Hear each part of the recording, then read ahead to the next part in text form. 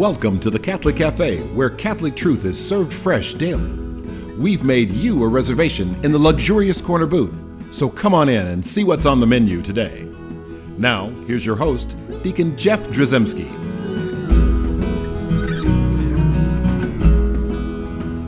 Greetings and welcome to the Catholic Café. I'm Deacon Jeff, sitting in the luxurious corner booth of the Catholic Café, sitting here with Ziggy Rodriguez. That's me. And of course, Venerable Tom Dorian is not with us today, but in his place, we have a beautiful, wonderful gift from God for us here at the Catholic Café. But we have one of the Benedictines of Mary, Queen of Apostles. I don't know if you've heard of this order, but it's wonderful. We're going to learn lots more about this.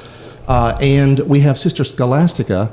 And I'll just use your sort of formal title, your full title, Sister Scholastica of the Holy Face. Yes. And it's such a beautiful, beautiful title. And I might say, you have such a holy face and you have a beautiful face, but you would say that this reflects the face of Jesus, that is the face of Jesus in you. That's right. And I ratify that, and I think that's beautiful. Sister Scholastica, thank you for joining us here. And we call it the luxurious corner booth, but really it's like this sort of old Naga hide. You know, we call it luxurious, but we put little air quotes around the luxurious part of it. Make yourself at home. That's exactly right. So we are here, and you are here with us to talk about something that is rather a phenomenon that took place in the church, and you know, just all of a sudden on the map, not long ago, everybody hears about Gower, Missouri. Yes. Most people don't say like, "Hey, so what's going on in Gower, Missouri?" Right, and that's the home of your beautiful abbey. So the Benedictines of Mary, Queen of Apostles, the sisters here, it's a beautiful place, but it's not a place that people necessarily always knew about or know about. And then all of a sudden, right, what happened? All of a sudden, just something, showed up on the news. No, it's true. You have to really make an effort if you want to go to Gower. We're really not on the way to anywhere. Yeah. You have to come here quite deliberately. You can't get there from here, they say, right? It's true. It's true. But the reason we've had tens of thousands of people at this point has been the discovery of our foundress, Sister Wilhelmina, whom we exhumed in April and found her to be incorrupt. And this is a tremendous blessing because there are only 200 documented cases of incorruptibility within the Catholic Church. Wow. Now, I will say that your website says that she was like remarkably intact, I think is the phraseology it uses, because I know that it was a shock when I think some of the sisters have said it wasn't a shock. Right, that's true. And I think a lot of people listening I'll just say our modern sensibilities, we instantly want to cast doubt on things. Yes. Right? We're very skeptical as human beings now, especially with all the technology. My kids, I have 9 kids, and they grew up in an era where they actually, for a little while, thought dinosaurs were really walking around the earth because of that movie Jurassic Park, because it looked so real, right? Well, this was not like some kind of, graphic, construction or Photoshop or something that happened here. And we're going to talk about this event, over a course of several episodes. We want to sort of like take a deep dive into the Benedictines of Mary and really kind of understand Sister Wilhelmina, understand more like your charism, where you came from, what you're doing, and really just how Sister Wilhelmina, is acting really even now more powerfully in the world than ever before. It's true. Yeah, so that's what we want to do, and I think maybe where we could start with all of this, and we will go through the detail of like when the body was exhumed and the discovery, but we're just going to make people kind of wait a little bit because we really do need a little background material. And that's our great joy, because the finding of her body created something of a sensation, but it was kind of missing the fact that she had such a beautiful life. Yeah. Everyone is so taken by how she looks in death, but it's pointing to her beautiful life that is still pointing to our Lord, who she was deeply in love with our Lord. She was always in love with him. And that's an awesome point, that essentially her remarkably intact body is not a reward that she acquired, but it's actually the natural, really how her body in a supernatural way, but in natural ways, reflects her holiness throughout her life. Absolutely, because even in that quote of St. Benedict from his rule, when we were just speaking about the divine office, he says that your mind be in harmony with your voice. And this is symbolic of the whole Benedictine spirituality, that you would bring all the elements of your life in an integral presentation to the Lord, a pointing to the Lord. And that was the gift of her life, that everything was pointing toward him. So, all right, so all the points of her life. So when did her life begin? Where did she start?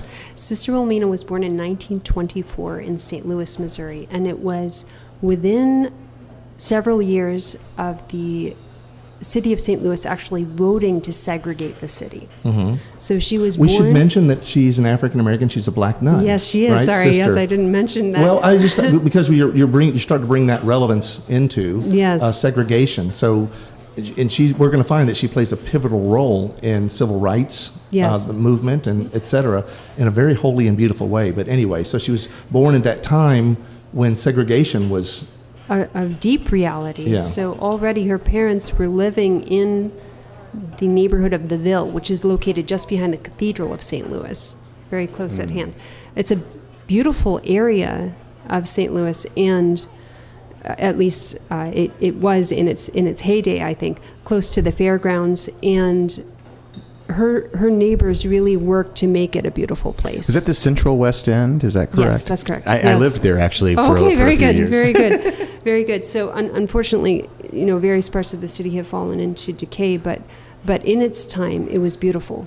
And the people really bonded together to make it a beautiful place, her parents included.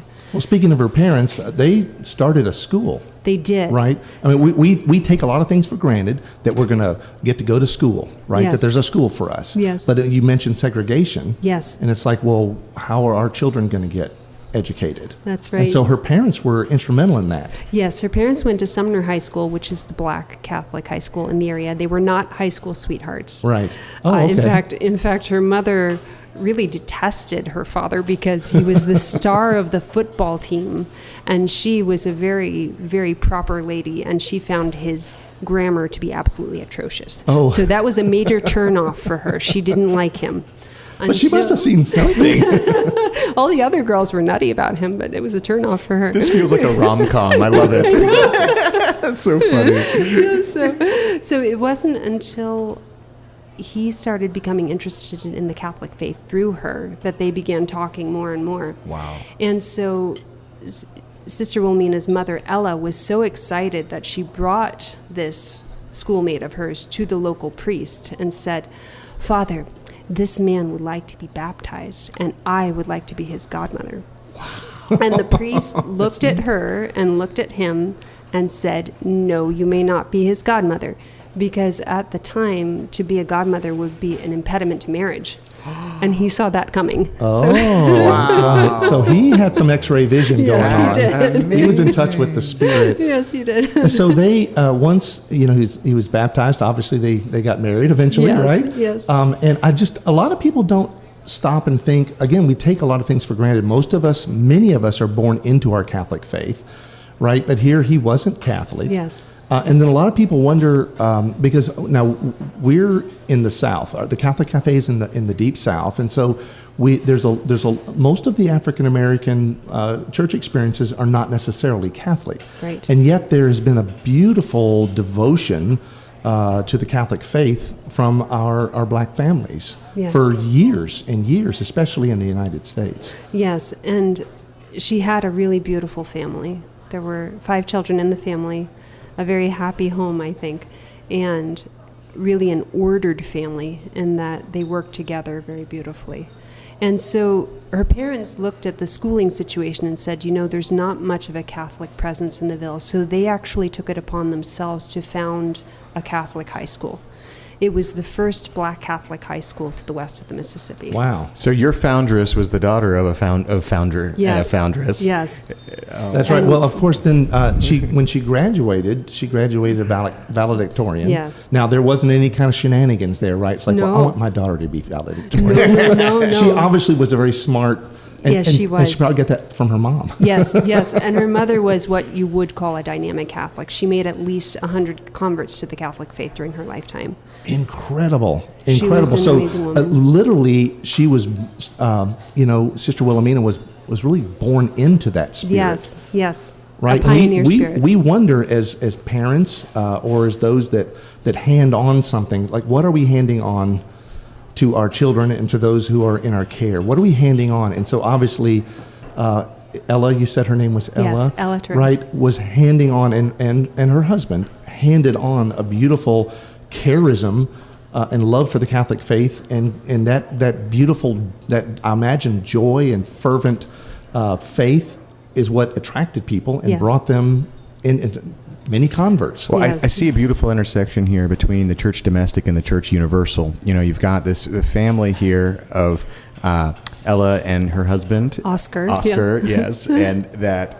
this is the church domestic welcoming in children, biological children, but then welcoming in spiritual children, and of like 100 coming into the church, and then through one of their daughters, Sister Wilhelmina, she becomes a mother to so many as well, right? Yes. And so to an extent, Ella is sort of a spiritual grandmother. That's true. That's absolutely true. So it's pretty powerful. So pretty much soon after that, she got involved with the Sisters of Providence. Yes. So the Oblate Sisters of Providence were actually present at her graduation. It was the second graduating class at the high school, and she was the first accredited graduate because the school was accredited when she was graduating.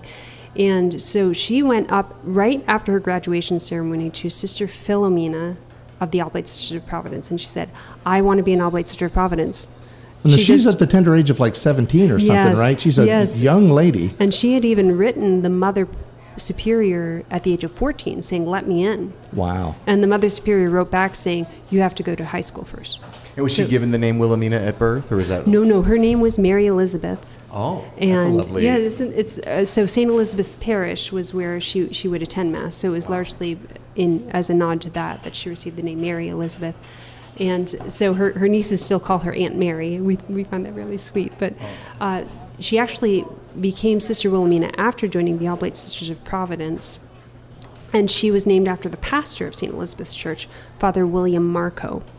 Father William Marco was one of a set of Jesuit brother priests who were heavily involved in the civil rights movement. Wow. So Father William Marco directed many young women to the Oblate Sisters of Providence. Wow. And right after Sister Wilhelmina entered, Father William Marco was reassigned. He went up to Creighton University in Omaha, Nebraska, and then was assigned out to Washington State, I believe. So he was withdrawn from his work among blacks, but that's where his heart was. So is it like a portmanteau between William and Philomena then? Actually, a little bit. It was more just the feminization of William. But That's really cool. it was funny, too, because she really wanted St. John the Baptist. She has Oh, great interesting. devotion to him, but there was already a Sister Baptiste in the order, so she took the suggestion of her novice mistress. She said, "You should be named after Father William Marco." And so she said, "Oh, all right." So she put in the name Wilhelmina, and she said she was glad she got that name in retrospect because she's so dedicated to praying for priests. Well, she So- wore it well, Yes. obviously, as we can see. And so as she obviously, they say the apple doesn't fall far from the tree. So, true. She comes from educators, and starting a black Catholic school, and she became an educator. Yes, so she was a teacher for almost 50 years. Wow. Which is a long and arduous and rewarding and beautiful career, right? That Yes. she was basically done at the end of Yes. that, right? Many people might think that 50 years, you're retiring as a teacher, whatever. But amazingly, she was obviously dedicated Yes. to this. It sounds like, especially with her family, and her mom, I was creating converts, but just making conversion possible for so many people, that was in her heart. And it's obviously, in educating, she's all about transformation and about sharing and Yes. about giving, and really, what they may not have called evangelization at the time, but that's exactly what it is. Yes. Right. And was she in predominantly, obviously, the black schools when she was doing that? Yes, her first assignment was St. Cyprian's in Washington, D.C., and she largely taught in the South. So along the eastern seaboard from Maryland down to Florida. but she had a very, very illustrious career, I think, mostly teaching around the 4th grade. That was her level, and then a lot of music. Music was her great love, and she really passed that down on to us as well. So her 50-year teaching career, I don't know, ceremoniously ended, or it was like time for a new phase. It was in 1971. She came back to the Mother House and began work as archivist, but she still would teach on the side a little bit. Yeah, well, you can't take that out. Right, exactly. You can't take that out of her heart. Exactly. So she's always like in the process of like conversion. Yes. Yeah, right? Yes. And that's beautiful. But in that period of time, the church is going through a kind of a tumultuous time in terms of liturgy and things like that. So there's like this, the Novus Order, there's this new order of Mass that's happening. And then she finds her way to, I guess with some friends, to like Latin Mass. And Yes. she started frequenting a Latin Mass. Yes. What was that experience like for her? And because she'd obviously been to the Latin Mass. Right. So for her, it wasn't as though she were, in the Novus Ordo and then scandalized and then went back or anything like that. I want to be clear, that's not what happened. No, that's not what happened at all.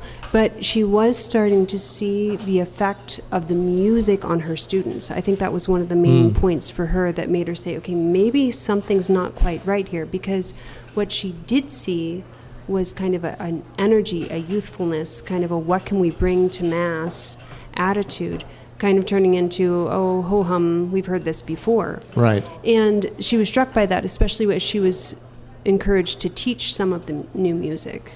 And she saw there just wasn't this enthusiasm that she did see when she was teaching Gregorian chant. So she had a deeper appreciation for chant all her life. Yes, exactly. Oh, okay. So it's exactly the opposite of what you would think, because in the 60s and 70s they were really encouraging the use of folk music.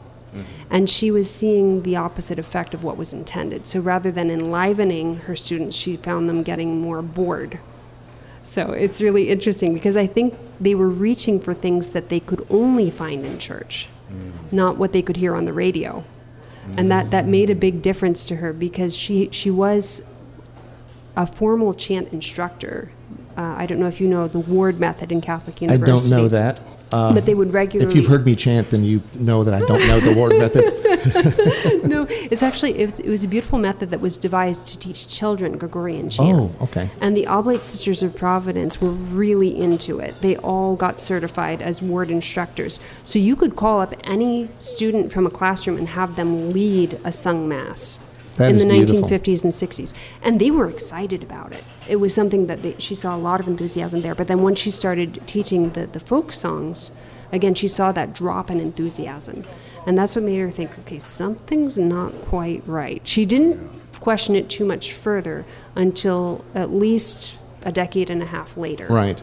And it's interesting that we see this, and why it's important for us to look at all this history is because when I don't want to fast forward all the way, but essentially when we come up to today and we see the Benedictines of Mary, Queen of Apostles, and we see your charisms, and just to be at prayer with the sisters, to hear this, it is supernatural. It is otherworldly. It is you're leaving the world, or the heavens coming to you, or a mishmash of both. But either way, it is otherworldly. It's beautiful, yes, and it takes you someplace. And there's something, and it's interesting that that one of your charisms, it's like really fundamentally founded around chant, and we have a whole show we're going to talk about that. Yes, but I just want to make that connection between who she was as a child, as she was growing up, and who she, as God allowed her to blossom in His church, who she became, and what she saw that was important. She was moved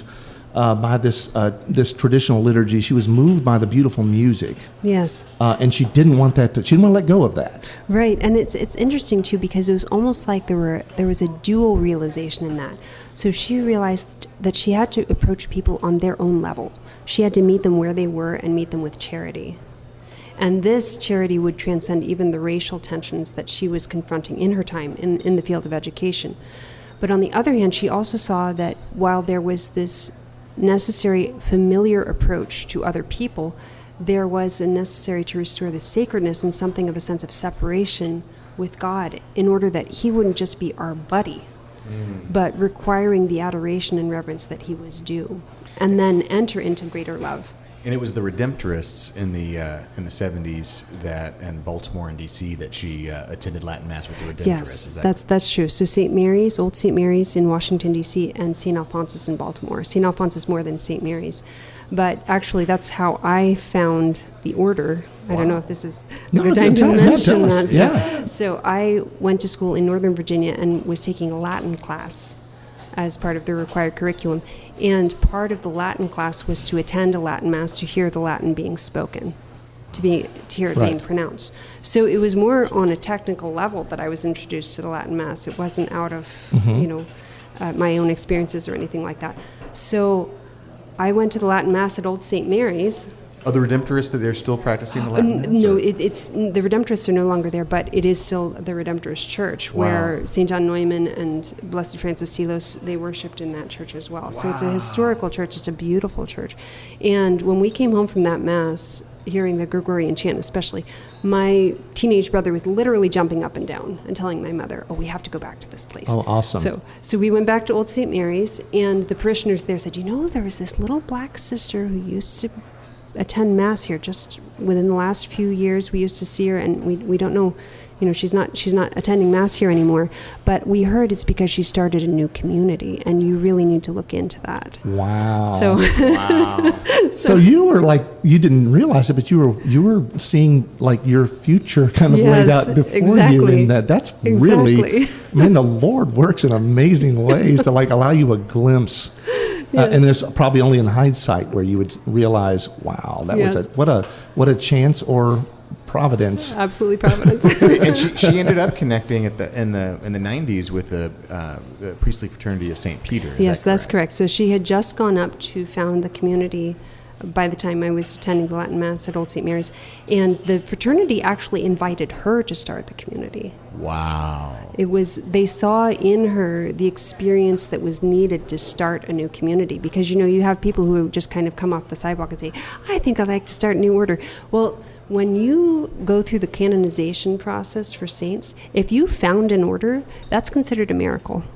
Wow. Because it is so hard to get something off the ground that's actually going to work. But we were drawing from Sister Wilhelmina's own experience, her own fervor within religious life.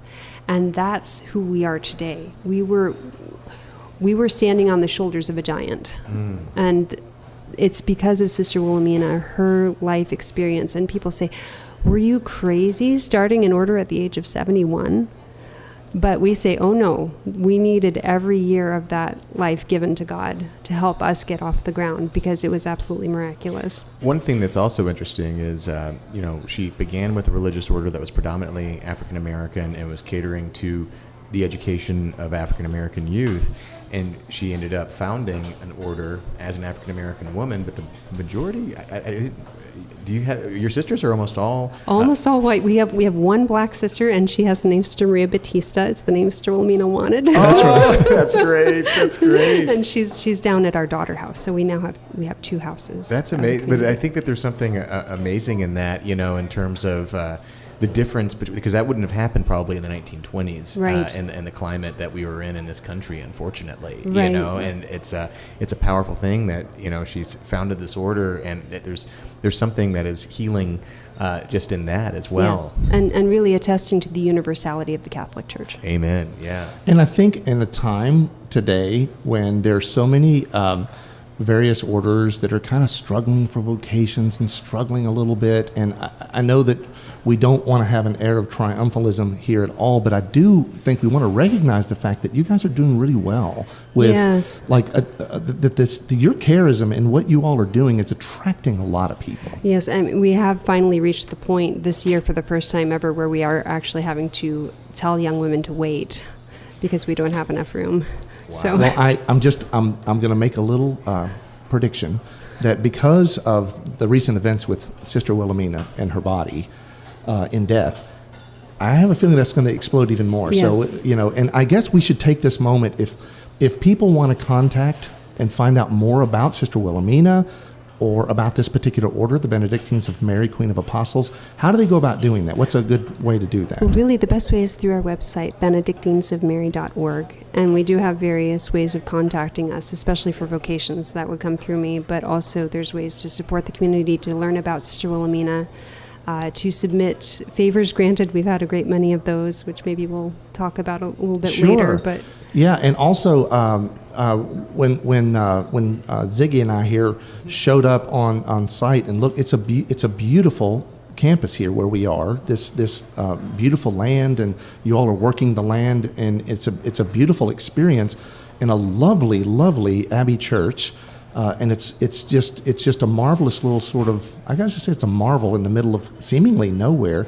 And then these vocations are growing, and now you have the daughter house that you're trying to get off the ground in terms of, like, you've got the vocation, you've got the people. Oh yes. Right. We just need a place to put them. Right. That's exactly right. And so we're doing fundraising for that as well. So and there's information about that on the website, isn't there? Yes, there is. Benedictinesofmary.org to find out more about this wonderful order, about the charism of the Benedictines of Mary, and also there's a whole section on Sister Wilhelmina. Yes. And you can find this information on the Benedictines of Mary, Queen of Apostles, simply by Googling Sister Wilhelmina. I mean, it will show up. It will redirect you. Just because of all the recent attention that her remarkably intact body has created, and how beautiful that is. So, Sister Scholastica, thank you so much for taking this time to talk to us today about just the background of what's going on. And we have so much more to cover here, but we don't have the time to do it all in one show. So you all have to just kind of put pause and then come back to us. We're going to have another show right after this one that we're going to cover some more details in this. But we do want to take the moment now, just because we've consecrated our show to Mary, and obviously Mary's a very important part of your order here. Yes. So let's ask our Blessed Mother for intercession. Hail Mary, full of grace, the Lord is with thee. Blessed art thou among women, and blessed is the fruit of thy womb, Jesus. Holy Mary, Mother of God, pray for us sinners, now and at the hour of our death. Amen. Thanks for listening to the Catholic Café. If you'd like to contact Deacon Jeff, send him an email at deaconjeff@thecatholiccafe.com. Visit us on the web at thecatholiccafe.com. You can also find us on iTunes or follow us on Facebook and Twitter. The Catholic Café is brought to you by the Order of Malta Federal Association. Join us again at the Catholic Café, serving up salvation one cup of coffee at a time.